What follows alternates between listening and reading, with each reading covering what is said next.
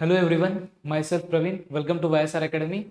और last lecture में हम लोगों ने ज्योग्राफी स्टार्ट किया था। ओके, ज्योग्राफी का फर्स्ट चैप्टर, 12th स्टैंडर्ड का ज्योग्राफी का फर्स्ट चैप्टर स्टार्ट किया था, पॉपुलेशन पार्ट 1। आज उसका सेकंड लेक्चर है। तो लास्ट टाइम हम लोगों ने फर्स्ट चैप्टर का कुछ पार्ट कंप्लीट कर दिया था। जो बाकी का पार्ट है वो आज हम लोग पढ़ने वाले हैं। Okay, so let's start. सबसे पहले तो जो हम लोगों ने लास्ट लेक्चर में पढ़ा था, व्हाट इज ज्योग्राफी, वो पढ़ा था। ज्योग्राफी के जो अलग अलग ब्रांचेस है उसके बारे में पढ़ा था। ओके, उसके बाद हम लोगों ने देखा था कि कौन कौन से ऐसे फैक्टर्स है, फिजिकल फैक्टर्स है, जिससे पॉपुलेशन का डिस्ट्रीब्यूशन अफेक्ट होता है। ठीक है, पॉपुलेशन का डिस्ट्रीब्यूशन जिस जिस फैक्टर्स की वजह से इन्फ्लुएंस होता है उसके बारे में देखा था। और एक छोटा सा फॉर्मूला भी देखा था पॉपुलेशन डेंसिटी को काउंट करने का। ओके, तो जो रिमेनिंग पार्ट है उसमें से कुछ पॉइंट्स, कुछ टॉपिक्स आज हम लोग डिस्कस करने वाले हैं। तो सबसे पहला जो पॉइंट है, मतलब जो नेक्स्ट पॉइंट है, ओके, नेक्स्ट पॉइंट है ह्यूमन फैक्टर्स। तो ह्यूमन फैक्टर्स में जो इन्फ्लुएंस करते हैं ह्यूमन फैक्टर्स पॉपुलेशन के डिस्ट्रीब्यूशन को, तो उसमें जो सबसे पहला फैक्टर है दैट इज एग्रीकल्चर। ओके, इसके बारे में पढ़ने वाले हैं। तो एग्रीकल्चर कैसे इन्फ्लुएंस करता है, सपोज करो नॉर्मली एग्रीकल्चर जो होगा,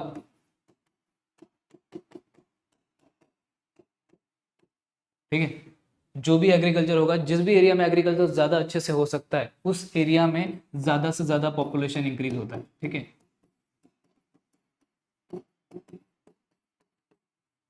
जैसे मैंने लास्ट टाइम भी एग्जांपल दिया था आपको यूपी का। ठीक है, यूपी और बिहार, वहाँ पे सबसे पहला तो वाटर अवेलेबिलिटी बहुत ज़्यादा है। ओके, वहाँ से गंगा रिवर बहती है। सेकंड, वहाँ की सॉइल बहुत अच्छी है, गुड क्वालिटी सॉइल है, क्योंकि वो जो रिवर्स आती है वो अपने साथ बहुत सारा सैंड सॉइल वगैरह लेके आती है, वहाँ पे डिपॉजिट करती है। तो एक पूरा सा प्लेन बन गया है वो एरिया, पंजाब हरियाणा और यूपी बिहार वगैरह वगैरह। ठीक है, और good quality water, good quality soil, इसकी वजह से वहाँ पे प्रोडक्टिविटी एग्रीकल्चर का बहुत ज़्यादा अच्छे से होता है। ओके,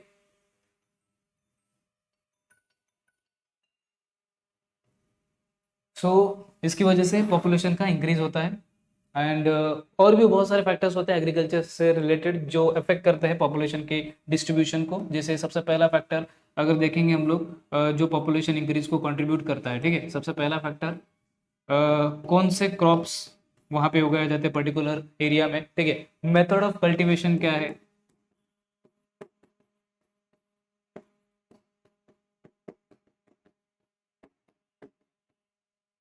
मेथड ऑफ कल्टीवेशन क्या है उसके ऊपर भी डिपेंड करता है।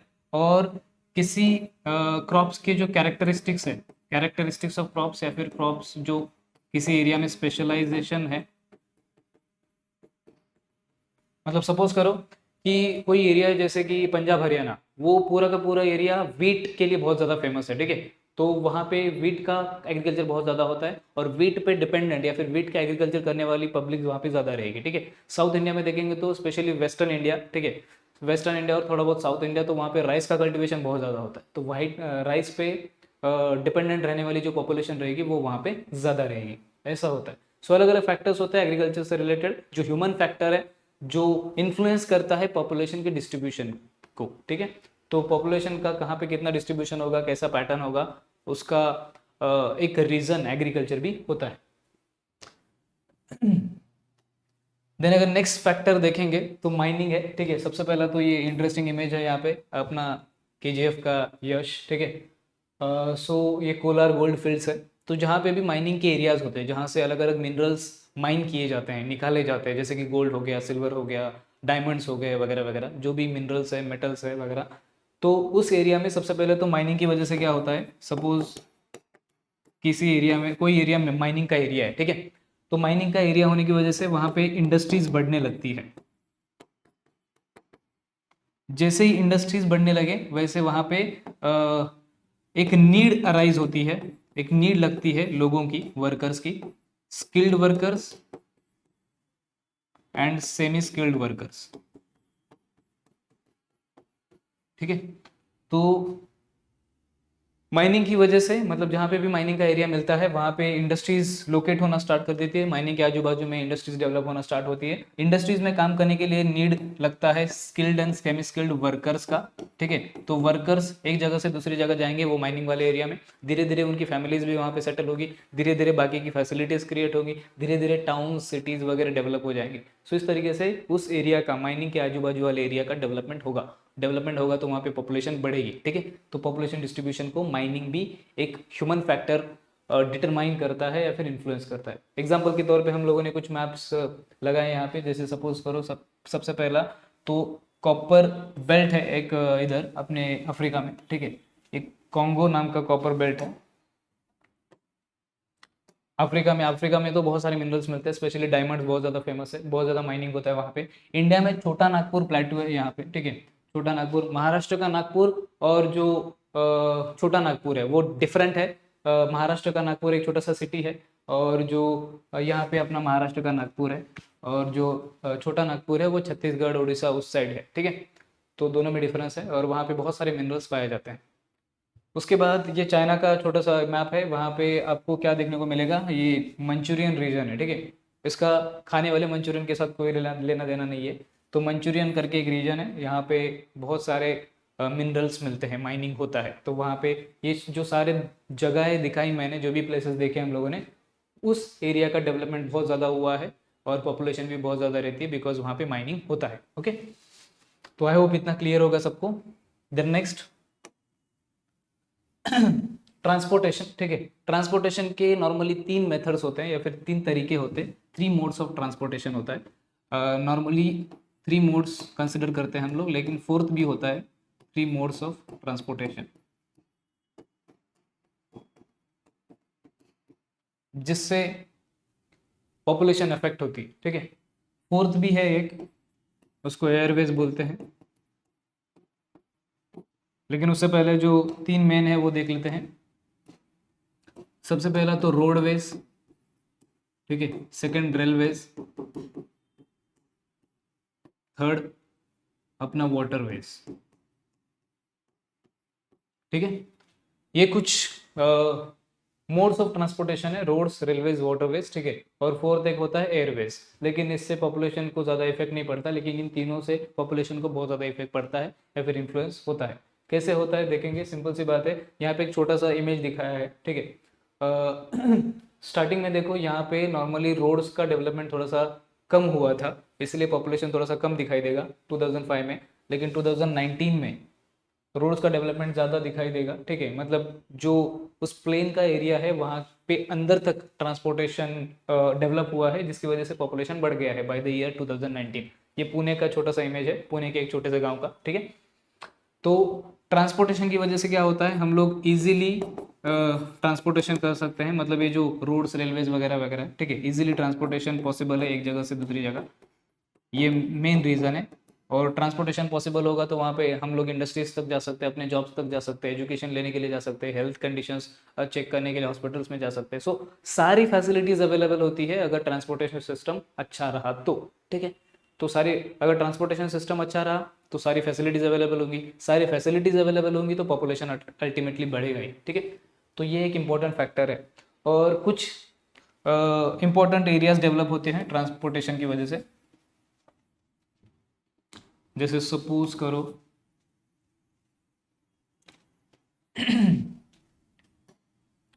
पोर्ट सिटीज डेवलप होती है, ठीक है। पोर्ट सिटीज का मतलब क्या होता है, जैसे कि मुंबई, चेन्नई, कोलकाता, जो समंदर के किनारे पे सिटीज होती है, उनको पोर्ट सिटी के तौर पे डेवलप किया जा सकता है। तो पोर्ट सिटीज का डेवलपमेंट, पोर्ट सिटीज का मेनली यूज क्यों होता है, सपोज करो ये अपना इंडिया है, ठीक है, इंडिया का ईस्टर्न पार्ट है। तो यहाँ पे कोलकाता नाम का छोटा सा सिटी है, तो यहाँ पे बाजू में, जस्ट बाजू में उसके बे ऑफ बंगाल है। तो यहाँ पे कोलकाता से हम लोग डायरेक्टली शिप्स वगैरह यूज़ कर सकते हैं, दूसरे कंट्रीज में जाने के लिए ट्रेड वगैरह कर सकते हैं। तो अगर ट्रेड बढ़ेगा तो वहाँ का जो डेवलपमेंट है वो भी बढ़ेगा और पॉपुलेशन भी बढ़ेगा, ठीक है। तो एक तो port cities, second coastal areas जो होते हैं, ठीक है, एक port cities, second coastal areas. Coastal areas में मतलब वही कि जो समंदर के किनारे वाले पार्ट्स होते हैं उनको कोस्टल एरियाज बोला जाता है, ओके।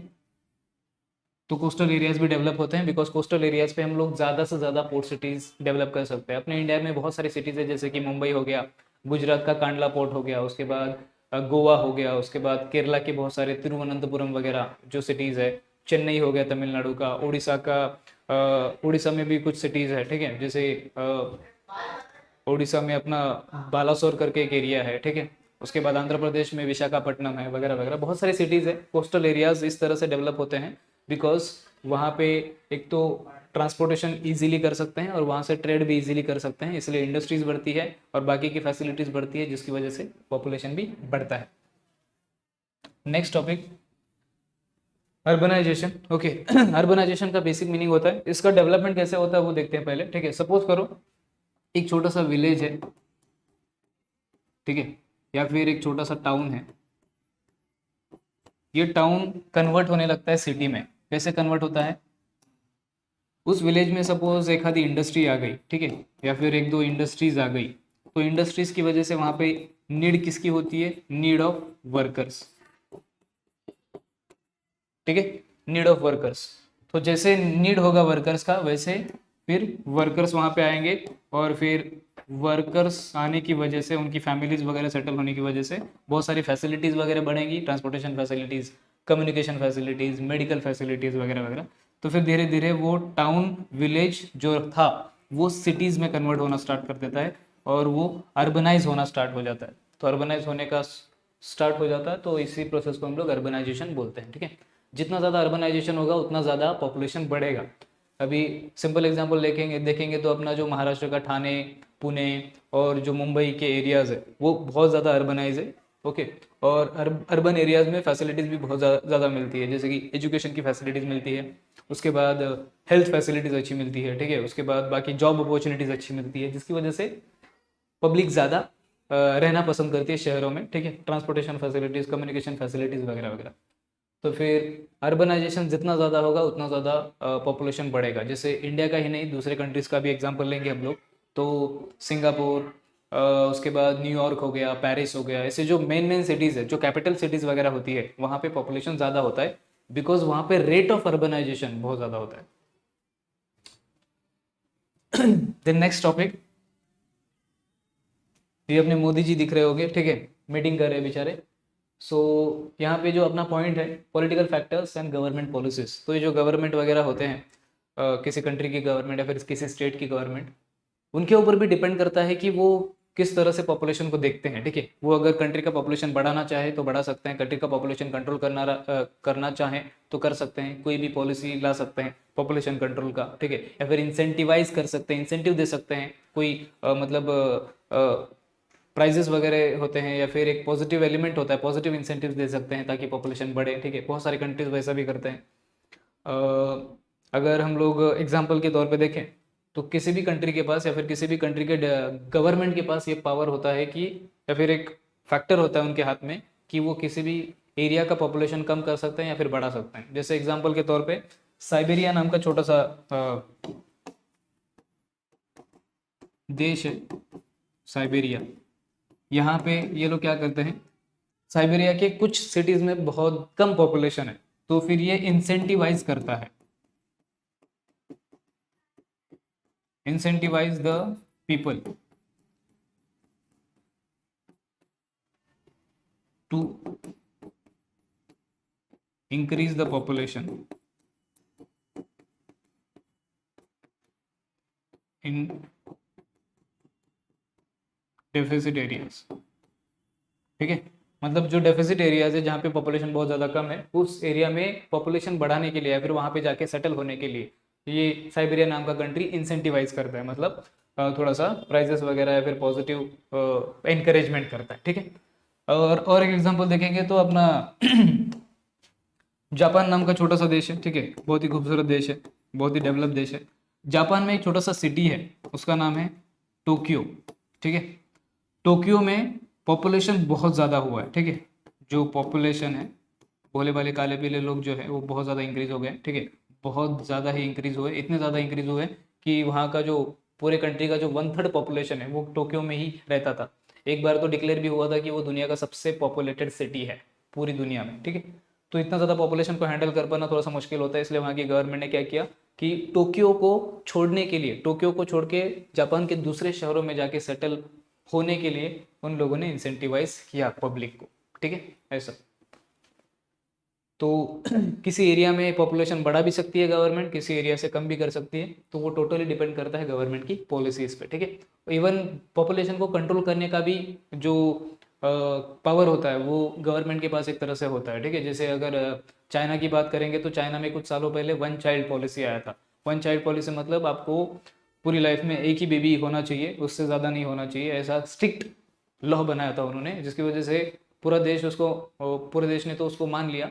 लेकिन अभी प्रॉब्लम ऐसा है कि वहाँ पे पॉपुलेशन बहुत ज़्यादा कम है, क्योंकि चिल्ड्रन का नंबर बहुत ही कम हो गया है, और जो बूढ़े लोग हैं, एज्ड लोग हैं, उनका नंबर बहुत ज़्यादा बढ़ गया है, क्योंकि क्योंकि चिल्ड्रन बहुत ज़्यादा कम जन्म ले रहे हैं। तो फिर जो ऑलरेडी जन्म लिए हुए या फिर बड़े हुए लोग हैं, ठीक है, मतलब जो बूढ़े लोग हैं, उनका नंबर बहुत ज़्यादा बढ़ गया है। और आने वाले कुछ सालों में बेचारा चाइना बहुत ही खतरनाक सिचुएशन फेस कर सकता है, ठीक है।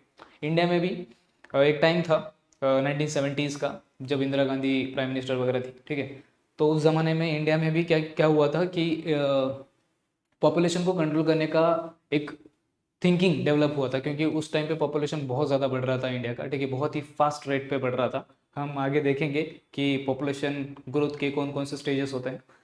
तो बहुत ज़्यादा फास्ट बढ़ रहा था, इसलिए इंदिरा गांधी ने और उस टाइम के गवर्नमेंट ने ऐसा डिसाइड किया कि पॉपुलेशन को कंट्रोल करना चाहिए। तो फिर उन्होंने नया गवर्नमेंट पॉलिसी लाया पॉपुलेशन कंट्रोल का, ठीक है। तो इस तरह से गवर्नमेंट कंट्रोल कर सकती है। बाद में वो पॉलिसी थोड़ा सा कम हो गया, फिर थोड़ा सा उस पॉलिसी में ये भी था कि फैमिली प्लानिंग के बारे में लोगों को एजुकेट किया जाए, तभी ये स्लोगन आया था, हम दो हमारे दो, ठीक है, मतलब दो से ज़्यादा बच्चे नहीं होने चाहिए वगैरह वगैरह। आज भी बहुत सारे स्टेट गवर्नमेंट्स ट्राई करते हैं कि जो पॉपुलेशन कंट्रोल करना है, तो वो लोग क्या करते हैं, अगर किसी भी गवर्नमेंट ऑफिसर के दो से ज़्यादा बच्चे हुए तो फिर उसका प्रमोशन नहीं होता, या फिर उसको गवर्नमेंट जॉब नहीं मिलता है वगैरह वगैरह। ऐसे कुछ प्रोविजंस है बहुत सारे स्टेट्स में, ठीक है, अलग अलग स्टेट्स में अलग अलग प्रोविजंस है, ओके। नेक्स्ट है पॉपुलेशन ग्रोथ। पॉपुलेशन ग्रोथ में सबसे पहला तो बर्थ रेट के बारे में बताया है, एक सेकंड डेथ रेट। अब अगर ये छोटा सा जो दिया है, ठीक है, वजन काटा, इसको अगर मेजरमेंट का जो ये सिस्टम है, ठीक है, इसको अगर देखेंगे तो बर्थ रेट अगर कम होगा, ठीक है, और डेथ रेट अगर ज़्यादा होगा, बर्थ रेट मतलब बर्थ लेने का जो रेट है वो कम होगा, और डेथ होने का जो रेट है वो ज़्यादा होगा, तो फिर आपका कंट्री का जो पॉपुलेशन है वो डिक्रीज होगा। सिंपल सी बात है, जितना लोग जन्म ले रहे हैं उससे ज़्यादा अगर मर रहे हैं तो आपकी कंट्री का जो पॉपुलेशन है वो डिक्रीज होगा, ठीक है। उसके अपोजिट अगर दूसरा सिनेरियो देखें हम लोग, तो यहाँ पे क्या हो रहा है, बर्थ रेट इंक्रीज हो रहा है,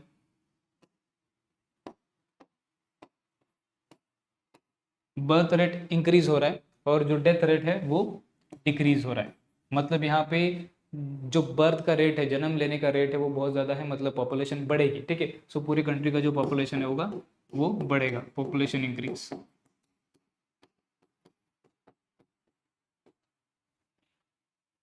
सो ये बेसिक कंसेप्ट है, ठीक है, सिंपल सी बात है। बर्थ रेट अगर कम होगा, डेथ रेट ज़्यादा होगा, तो पॉपुलेशन डिक्रीज होगा, और बर्थ रेट ज़्यादा होगा और डेथ रेट कम होगा तो पॉपुलेशन इंक्रीज होगा, ठीक है।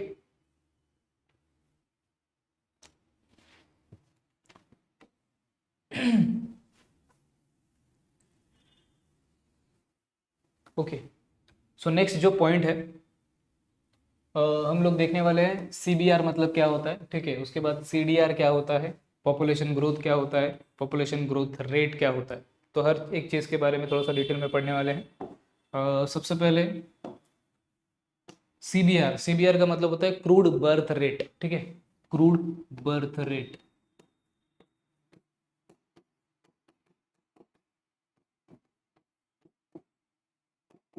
क्रूड बर्थ रेट, ठीक है, मतलब बेसिक जो बर्थ रेट है उसको अगर हमको निकालना है, किसी भी कंट्री का बर्थ रेट निकालना है, तो उसका फॉर्मूला है total number of live births in a year, ठीक है, मतलब पूरे साल में कितने बर्थ्स होते हैं उनको काउंट करना पड़ेगा, और उस एरिया का या फिर उस कंट्री का total population in that year, ठीक है। सपोज हम लोग एक छोटा सा ईयर लेते हैं 2011, ठीक है, 2011 में एक पूरे साल में 2011 में कितने लाइव बर्थ्स हुए हैं, ठीक है, और कितना टोटल पॉपुलेशन है उस कंट्री का, इन दोनों को डिवाइड करके इंटू 1000 कर देंगे तो फिर हमको बर्थ रेट मिल जाएगा। बर्थ रेट का सिंपल सा क्या बोलते हैं उसको, डेफिनेशन होता है कि नंबर ऑफ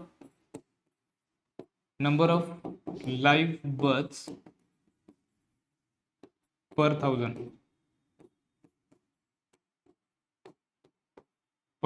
पीपल, ठीक है, मतलब हर 1000 पीपल में कितने लोगों ने बर्थ दिया है बच्चों को, ठीक है, मतलब suppose number of live births मतलब कितने बर्थ्स हुए हैं पर 1000 पीपल, ऐसे अगर हमको बर्थ रेट निकालना हो तो हम लोग निकाल सकते हैं।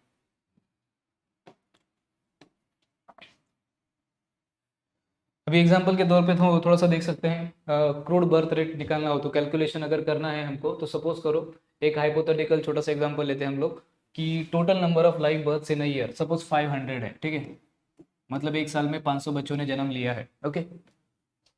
डिवाइड कैसे करना है, total population in that year, उस ईयर में सपोज 5 लाख पॉपुलेशन था किसी एरिया का, ठीक है, सपोज हम पूरी कंट्री का नहीं लेते, सिर्फ किसी एरिया का लेते हैं, ठीक है। तो टोटल बर्थ कितने हुए 500, टोटल पॉपुलेशन कितना था 5 लाख, ठीक है, इंटू 1000 कर देना है, तो ये जीरो कटेंगे, ये बेचारे कटेंगे, ठीक है, तो 5 1 5, तो 1 बर्थ पर 1000 पीपल, 1 बर्थ पर 1000 पीपल, ऐसा उसका आंसर आ जाएगा, ओके। वैसे ही हम लोग डेथ रेट भी निकाल सकते हैं, total number of deaths in year जितने भी रहेंगे, ठीक है, और upon total population in that year into 1000 कर देंगे तो हमारा आंसर आ जाएगा, डेथ रेट निकल जाएगा, ओके। उसके बाद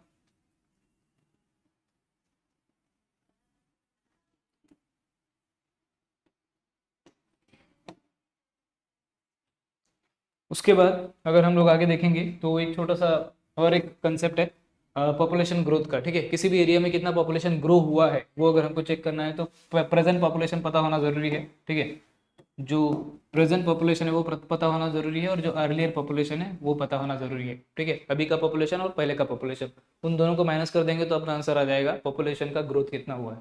जैसे सपोज करो पॉपुलेशन ग्रोथ अगर निकालना है, ठीक है, सपोज करो पॉपुलेशन ग्रोथ निकालना है, सो प्रेजेंट पॉपुलेशन सपोज 1000 है, ठीक है, माइनस जो अर्लियर पॉपुलेशन था वो 1200 था,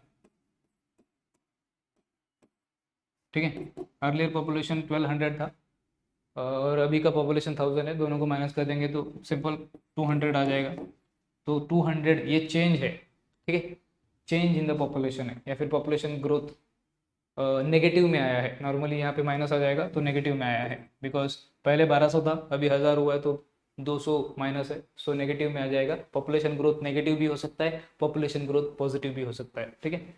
सपोज करो कि पहले का पॉपुलेशन 2000 था अभी 3000 हो गया है तो फिर 1000 से बढ़ गया है, सो इस तरीके से हम लोग समझ सकते हैं।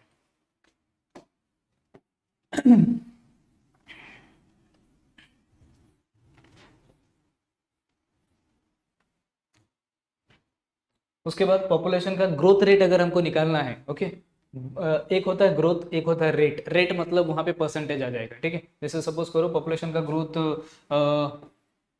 200 से हुआ है, ठीक है, और पहले टोटल पॉपुलेशन कितना था 2000, ठीक है, इंटू 100 कर देंगे, इंटू 100 कर देंगे तो परसेंटेज निकल जाएगा कितना रेट से बड़ा है, ठीक है, तो सिंपल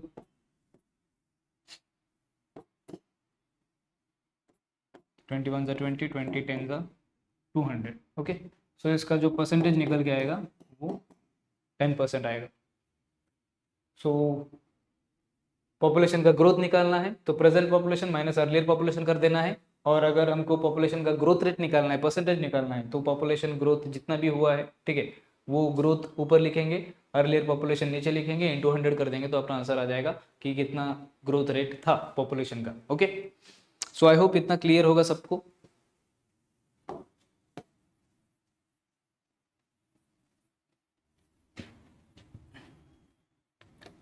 एक बार फटाफट से रिकैप कर लेते हैं जो भी आज हम लोगों ने पढ़ा, ठीक है। सबसे पहला